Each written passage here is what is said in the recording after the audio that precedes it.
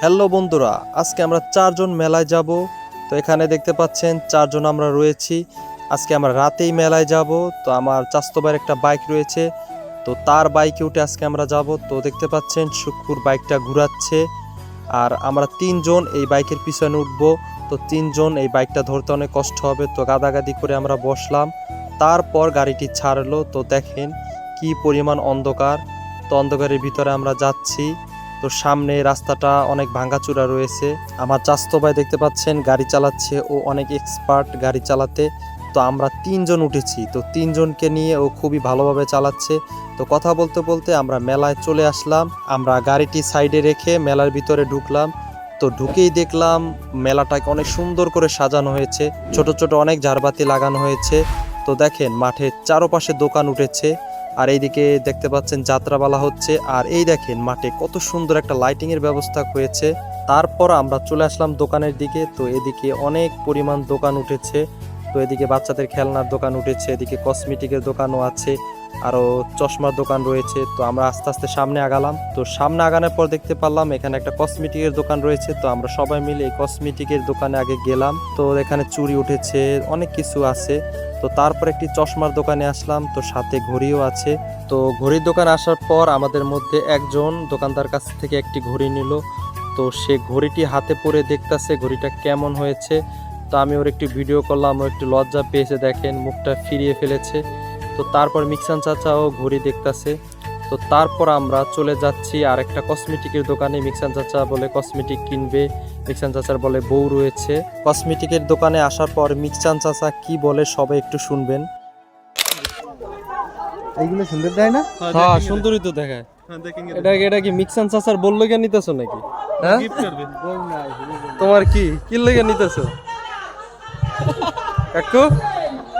এই ল ল ল, গোপনে যে বিয়া করছো এটা দিবা না তারে, কাকিরে দিবা। ল, গোপনে বিয়া করছো না তুমি?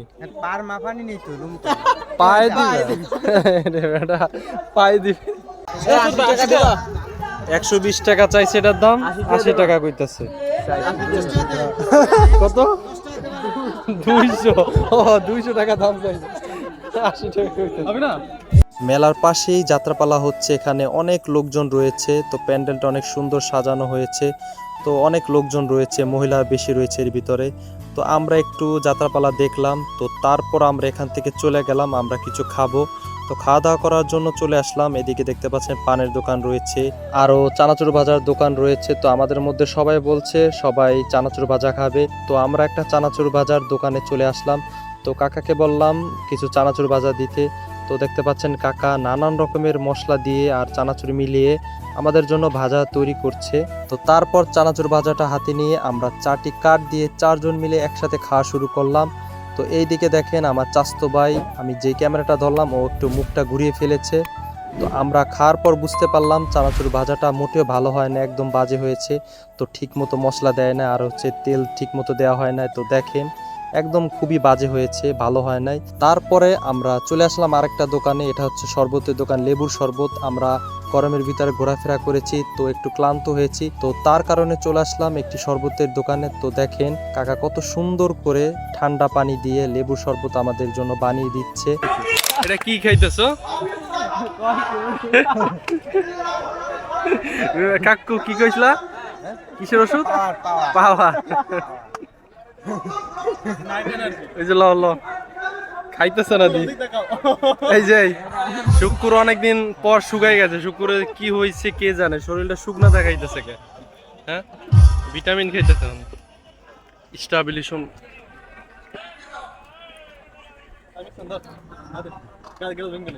এই তো ঠিক আছে, দিছে নাইট পাওয়ার।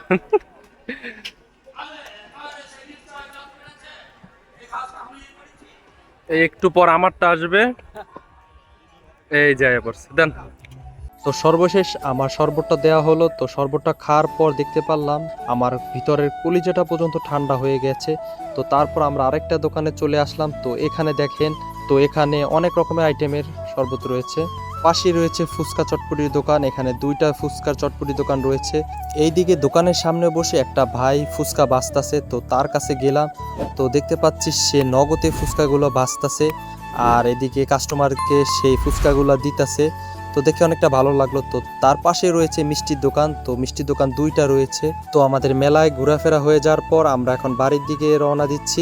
আজকের ভিডিওটি এই পর্যন্ত। সবাই ভিডিওতে একটি লাইক করবেন আর চ্যানেলটা সবাই সাবস্ক্রাইব করবেন। আর কেউ যদি এই ভিডিওটি ফেসবুক থেকে দেখেন তাহলে ভিডিওটি সবাই শেয়ার করবেন। সবাই ভালো থাকবেন, সুস্থ থাকবেন। আল্লাহ হাফেজ।